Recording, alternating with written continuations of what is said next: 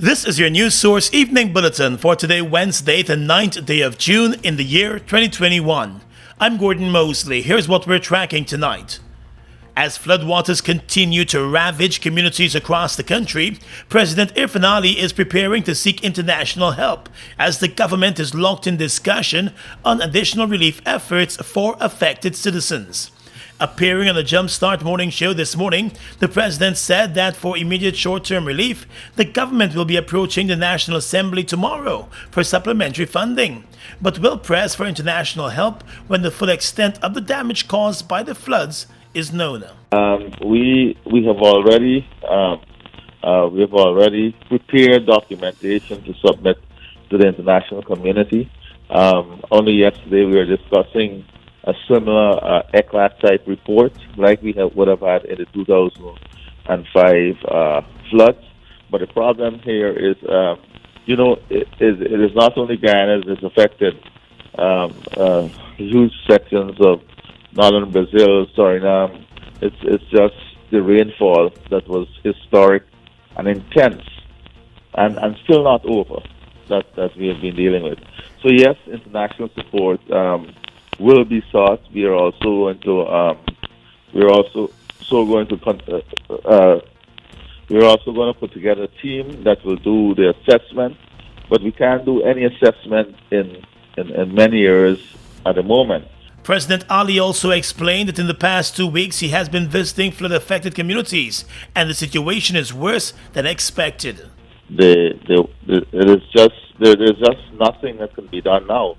The machines cannot operate just because of the levels of water.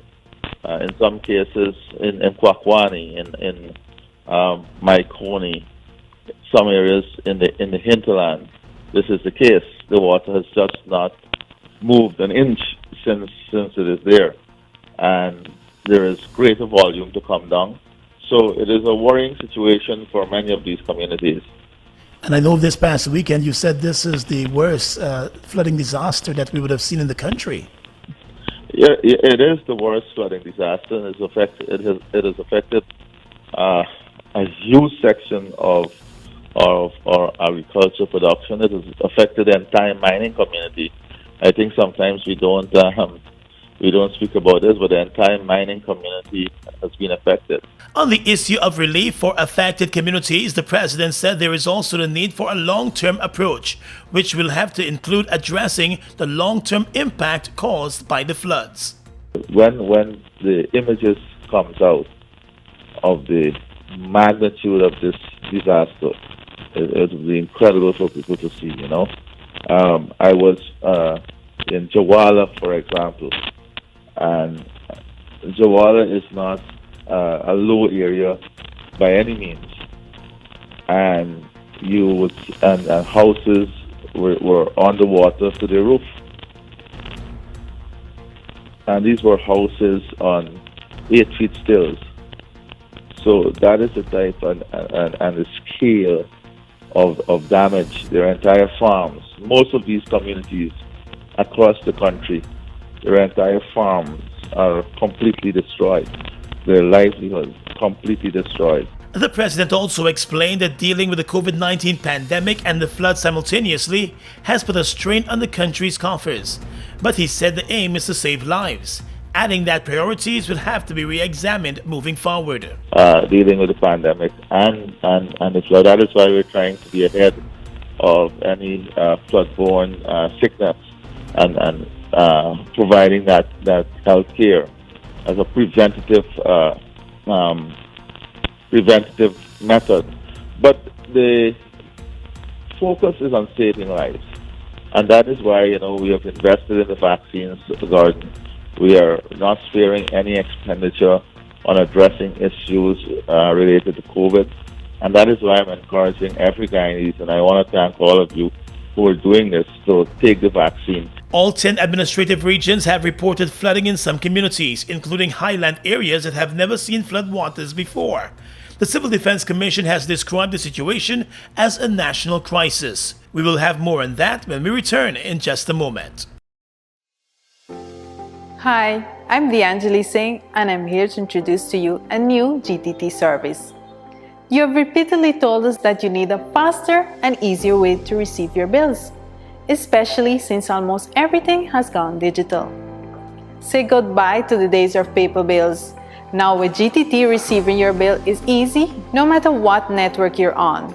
You can get your GTT DSL, landline, Blaze, or postpaid mobile bill sent to you via WhatsApp as soon as it's ready.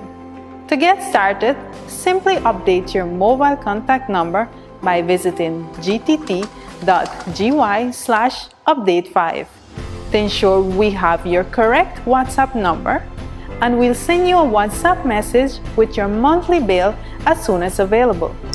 When you receive this message, you will notice it's identified as the official business account for GTT. To make things easy, add us as a contact, and each month thereafter, we will send you your bill directly via WhatsApp from our official WhatsApp business account. No more waiting, no more calls. Now you can receive your bills directly through WhatsApp.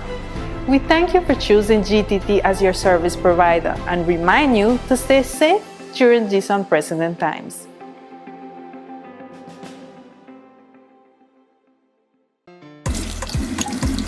Wait, today what day, man? You know what? Maybe I'm supposed to go and get a vaccine sometime soon. Let me check this book. The book there, man. Oh, shucks, me almost forget the second dose. Me got to go take me second dose of the vaccine. Me got to go now.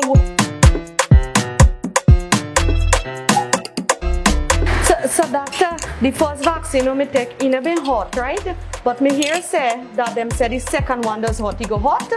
No, the second vaccine shouldn't hurt either. Okay, good. It is very important that all of us take our second dose. Why? Because with the first dose, usually the people who get protection, only 68% of them. If we all take the second dose, that number rises to about 95%. So it is very, very important that once you've taken the first dose, it's good to take the first dose, but then you must go on to take the second dose. Let us protect ourselves and protect the people around us, our loved ones, friends, and family. I'm Dr. William Ndukro, the past PAHO WHO representative and presently the project director for the Mental Health Suicide Study.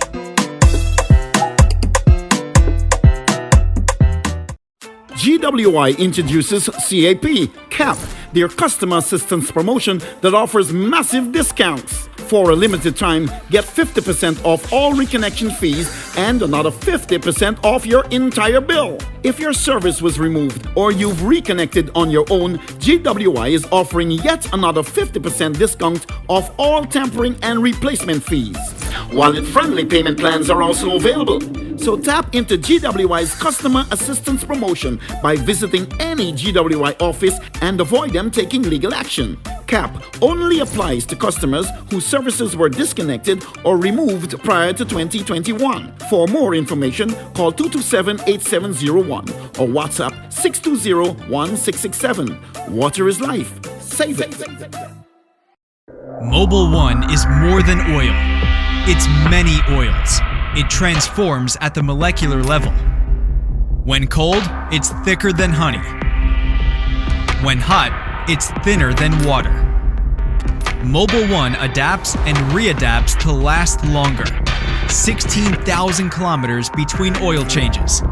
That's your engine evolved. Sol Guyana is the authorized distributor of Mobil lubricants. At Sash Financial, we create strategies for strengthening business and personal finances while helping our clients to build sustainable wealth. Our financial and business consultancy services are uniquely tailored to ensure every client receives quality packages and optimal results. Our financial services include financial reporting and analysis, financial status assessment, internal audits, bookkeeping and records management, financial planning advice, tax returns. Our business advisory services are related to business plans, business startups, operational improvement, business management, document preparation, procedures development, efficient marketing.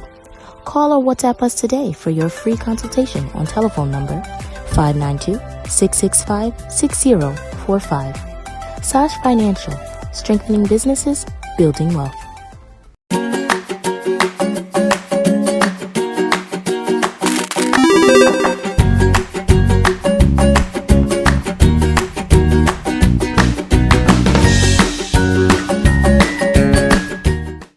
We are legions of men standing strong, but never too proud to stoop and help someone. We must send a clear signal to all. Do right, walk in upright ways, knowing that's what being a man is all about. And ever aware that things will only get worse when good men do nothing. Stand strong. Be the one to live right.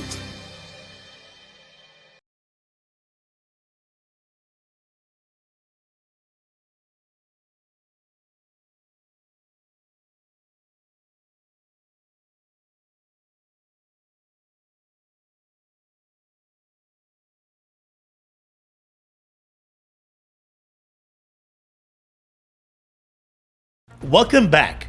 With heavy and persistent rainfall pounding several regions today, bringing more floodwaters with it, the Director General of the Civil Defense Commission, Lieutenant Colonel Kessler Craig, has declared the flooding situation in Guyana as reaching the stage of a national crisis. Floods have been recorded in all 10 administrative regions, and the floodwaters have been rising steadily. During an interview, the CDC director explained that in some area, the situation is so bad that the authorities can do nothing more than wait for the floodwaters to eventually recede. This is a national situation, a national disaster, national crisis, and we have to work together. Some of the things we cannot avoid. We just have to now try to overcome this and ensure to prepare and work on mitigating impact of this nature in the future. The flooding in Guyana has now been characterized as a level 2 disaster, which allows the country to seek international help to aid in the relief and recovery efforts. The CDC director explained that the Civil Defense Commission has been working along with the regional and other councils across the country to get needed supplies and relief to the affected communities within those regions. The recovery from the current floods is expected to be long-term, and with that in mind, the CDC has already prepared a supplementary budget to address the recovery. There are some areas you can't do anything, like in some of the creeks and the rivers, you can't do anything. But two is to ensure that there's adequate resources to provide supplies, food supplies, water, shelter for persons over a period of time during this impact.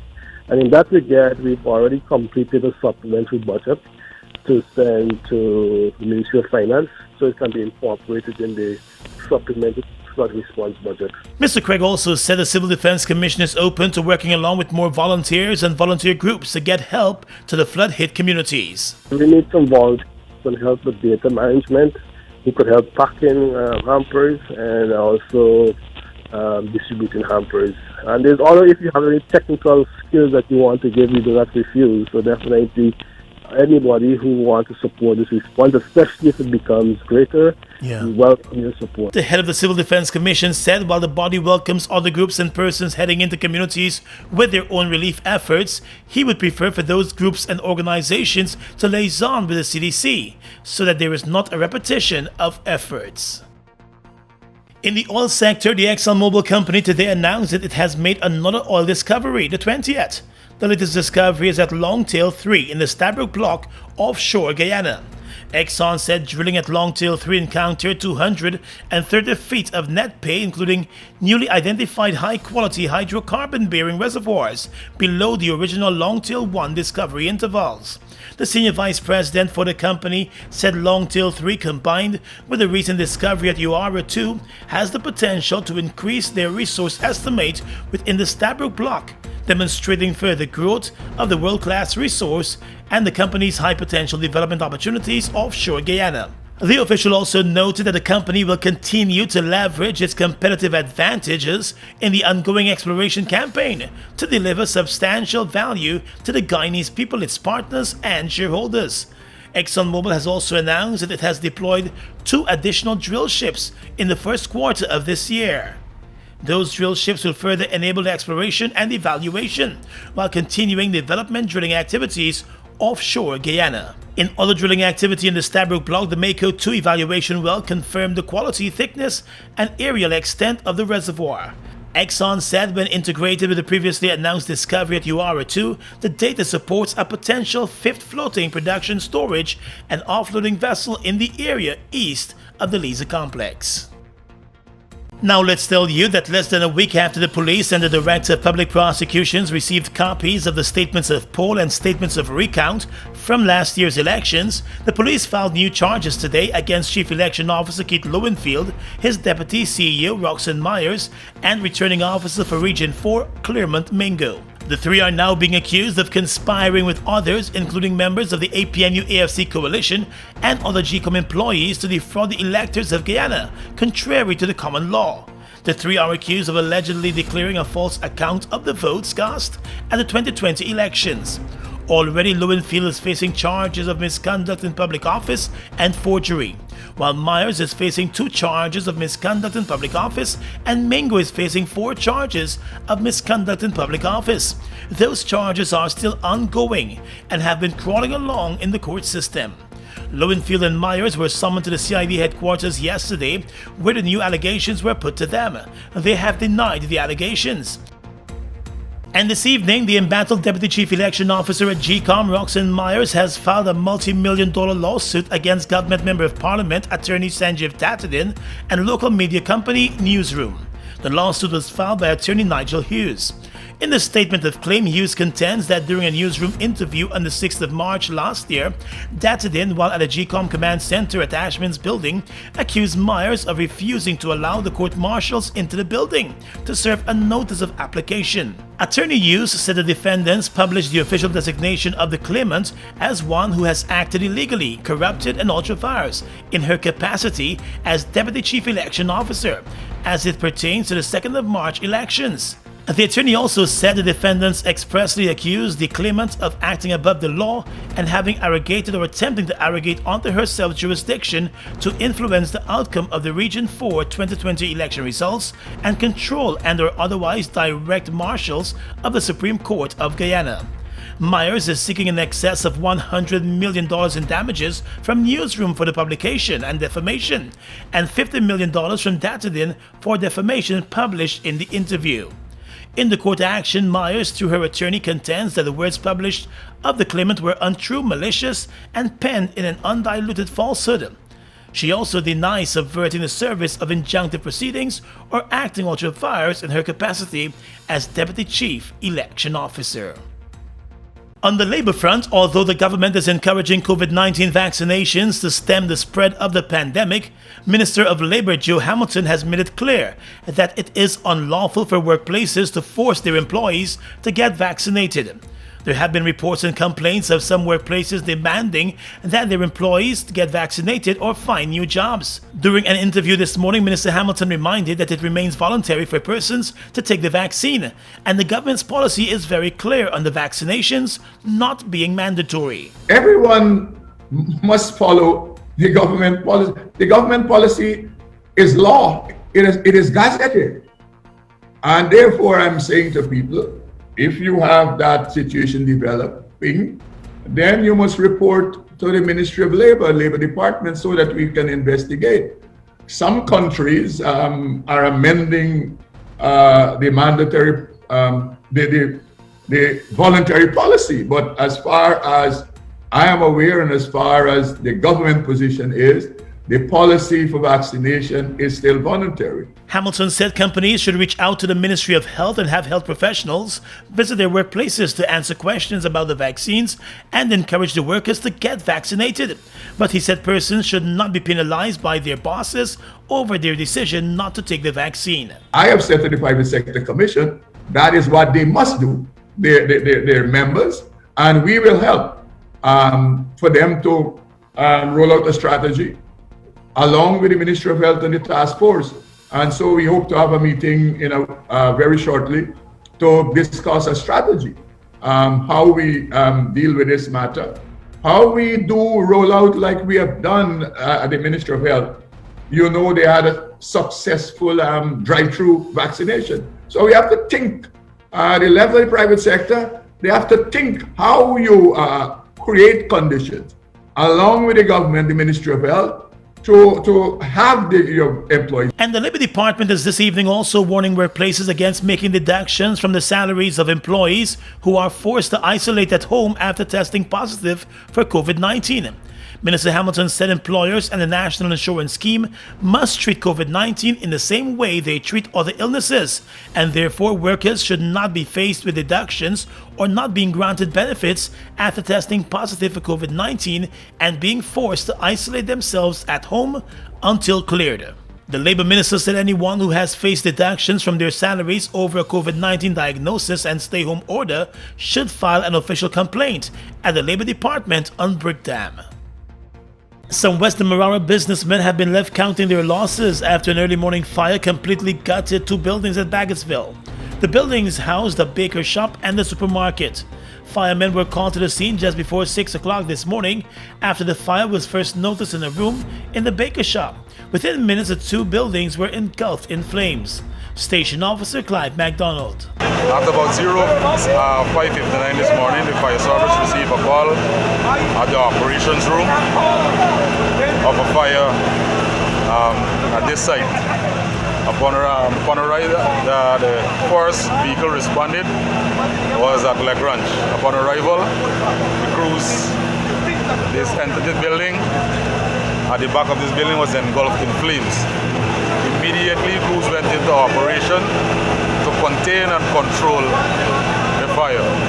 Subsequently, Westronville Fire Station was dispatched to the scene, and they also arrived and continue to stop the spread and control of fire. The fire officials said an investigation is on the way to ascertain the cause of the blaze. And speaking with News Source, the owner of the two buildings, Herman Faria, said by the time he got to the scene, both buildings were up in flames. Well, I get a phone call this morning at 6:30 to say the place on fire. And by the time I get here, it was already fully on fire, but they said fire service water pump broke down. So I don't know the truth of nothing because I was not here. So I won't be able to say what really took place. They said the fire started somewhere at the bottom there, but I don't know. I wasn't here. Other business people in the area said while they understand the loss suffered by the building and business owners, they are grateful that the fire was contained. The Guyana Police Force is also assisting the fire service in its probe of the blaze. In the town of Linden, the community of Cara Cara at Mackenzie was thrown into shock and disbelief last evening after the lifeless body of a security guard was discovered in her Cabra Drive home in Cara Cara. The dead woman has been identified as Wanda Wilson. Her son, who is believed to be in his early 20s, has been arrested for the murder. Wilson was last seen alive on Sunday by neighbors. One of her friends became suspicious about her whereabouts yesterday after she repeatedly called the woman's phone and got no response. News Source understands that a friend visited the house but was met on the outside by the son, who told her that his mother was sleeping. The friend left the premises, but later contacted the woman's brother, who asked two of his friends in the area to pay a visit to the house. According to reports, the son also greeted them in the yard and told them that his mother was asleep. However, after they noticed that the inside of the house appeared ransacked, they left and contacted the police. Police investigators arrived on the scene last evening and took the son into custody after discovering the woman's battered body. She was found with multiple injuries. Persons in the area said both the mother and son appeared to suffer from a mental issue, and they would often hear loud arguments in the house between the two. It was also suspected that the woman was physically assaulted repeatedly by the son. A full investigation is underway tonight. The suspected mastermind of an attempt by a Georgetown man to ferry out more than 3 pounds of cocaine through the airport has been arrested. The Customs Anti-Narcotics Unit this afternoon confirmed the arrest of South Ramville resident Warren Stuffle.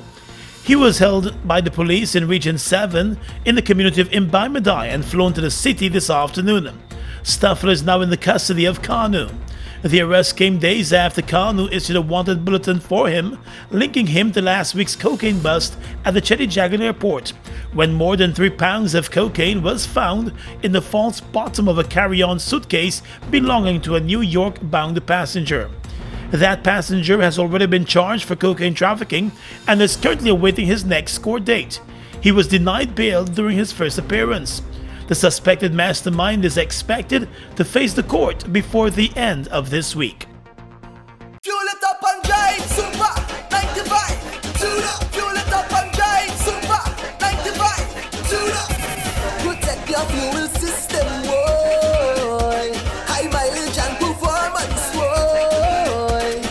Oil's Super 95 gasoline gives you more reasons to drive and is available at 56 service stations nationwide.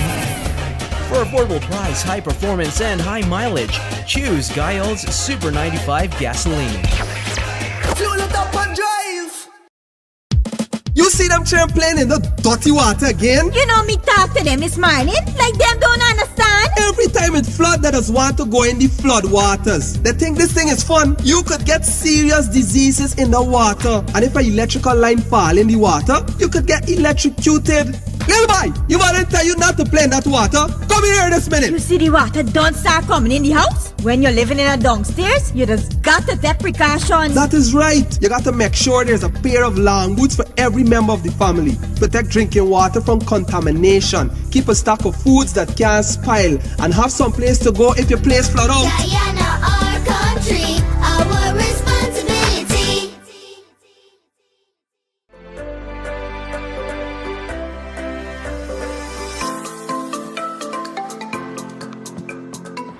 I took the vaccine. My name is Gordon Mosley and I took the vaccine on Friday. And I'm encouraging you, if you've made the choice, go take the vaccine. Protect yourself against COVID-19. COVID-19 is no joke. I've been covering the story from day one and it scares me and it should scare you too. So there are vaccination sites all around. Go to the Ministry of Health's Facebook page, follow the information, keep your mask on and go take the vaccine. You'll be happy you did.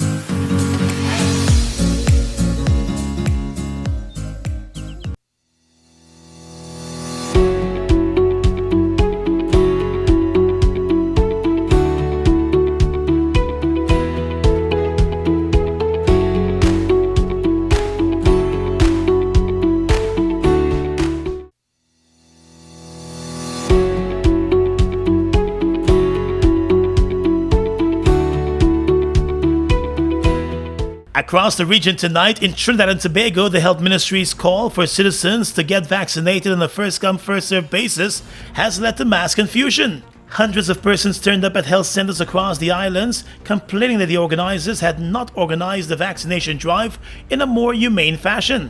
Police officers were called out to the health centers, and in one area loudspeakers and sirens were used, with officers asking that people social distance and form a line. That turned out to be impossible.